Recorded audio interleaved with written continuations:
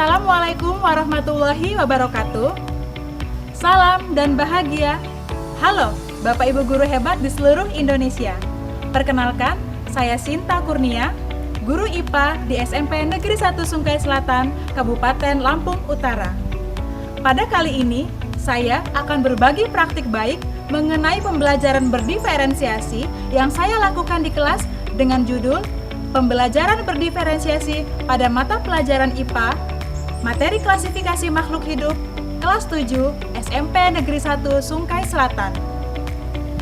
Situasi awal yang saya hadapi adalah terdapat kebutuhan belajar siswa yang berbeda-beda dan pembelajaran lebih didominasi oleh guru atau teacher center. Siswa hanya mendengarkan, mencatat, dan mengikuti apa yang diarahkan oleh guru. Mereka pasif, kurang apresiatif, sulit bekerja sama, dan merasa belajar adalah kewajiban yang membuat mereka menderita. Tantangan yang saya hadapi adalah bagaimana cara membuat pembelajaran IPA yang menyenangkan, yang didominasi oleh siswa atau student center, dan melayani segala bentuk kebutuhan belajar siswa yang berbeda-beda. Peran saya sebagai guru bertanggung jawab untuk meningkatkan pembelajaran yang merata di dalam kelas, sehingga saya berinisiatif untuk menciptakan kegiatan pembelajaran yang berdiferensiasi dengan memanfaatkan aset yang sekolah miliki, sekaligus memberikan ruang kepada siswa untuk mengeksplorasi lingkungan, berkreasi, dan berkolaborasi. Seperti apa langkah dan strategi pembelajaran yang saya lakukan? Mari kita simak video selanjutnya. Langkah yang pertama yaitu menyusun perangkat pembelajaran yang terdiri dari modul ajar berdiferensiasi dan berbagai media pembelajaran yang disesuaikan dengan kesiapan, minat, dan profil belajar murid berdasarkan hasil asesmen kognitif dan non-kognitif pada pertemuan sebelumnya. Selanjutnya, menerapkan pembelajaran berdiferensiasi dengan strategi konten, proses, dan produk. Adapun tujuan pembelajaran kali ini adalah membedakan antara makhluk hidup dan benda tak hidup, serta menjelaskan ciri-ciri makhluk hidup. Assalamualaikum warahmatullahi wabarakatuh.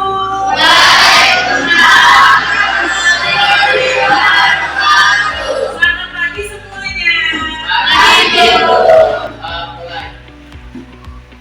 Kegiatan murid secara umum diantaranya: yang pertama, murid duduk berkelompok menurut gaya belajarnya. Kemudian murid melakukan eksplorasi konsep tentang ciri-ciri makhluk hidup melalui sumber belajar yang disesuaikan dengan gaya belajar murid. Untuk gaya belajar visual, mengamati gambar-gambar dari artikel dan poster ciri-ciri makhluk hidup. Untuk gaya belajar kinestetik, bermain game interaktif di ponsel tentang ciri-ciri makhluk hidup.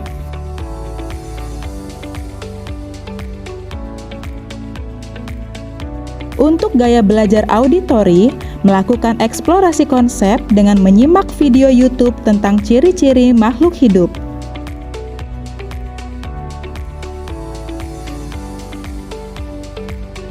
Tahapan yang kedua, murid dibentuk kelompok lagi yang heterogen dan melakukan penyelidikan untuk mengidentifikasi makhluk hidup dan benda tak hidup di lingkungan sekolah.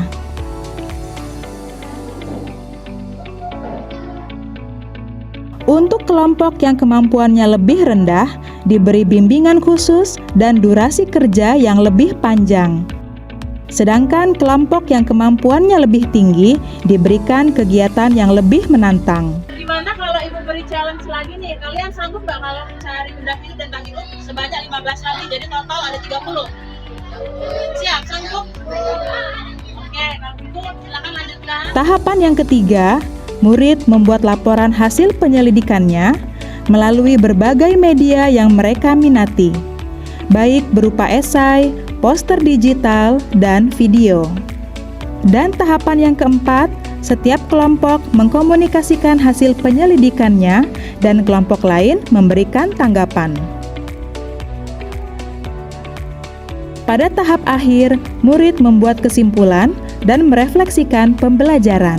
Apa perasaan kalian mengikuti pelajaran hari ini?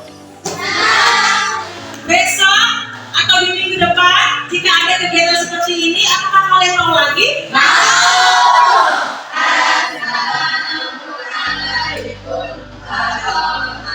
Saya sangat senang belajar hari ini karena bisa belajar sambil bermain di luar kelas. Saya bisa mengetahui ciri-ciri makhluk hidup dan membedakan antara makhluk hidup dan benda tak hidup. Praktik baik pembelajaran berdiferensiasi yang sudah dilakukan oleh Bu Sinta Kurnia saat ini sangat menginspirasi bagi guru-guru yang lain. Bu Sinta Kurnia sudah melakukan praktik pembelajaran berdiferensiasi. Dengan pembelajaran berdiferensiasi, guru dan siswa bisa berkolaborasi untuk mengembangkan dan menggali potensi masing-masing peserta didik, sehingga karakter masing-masing peserta didik bisa terakomodasi dengan baik.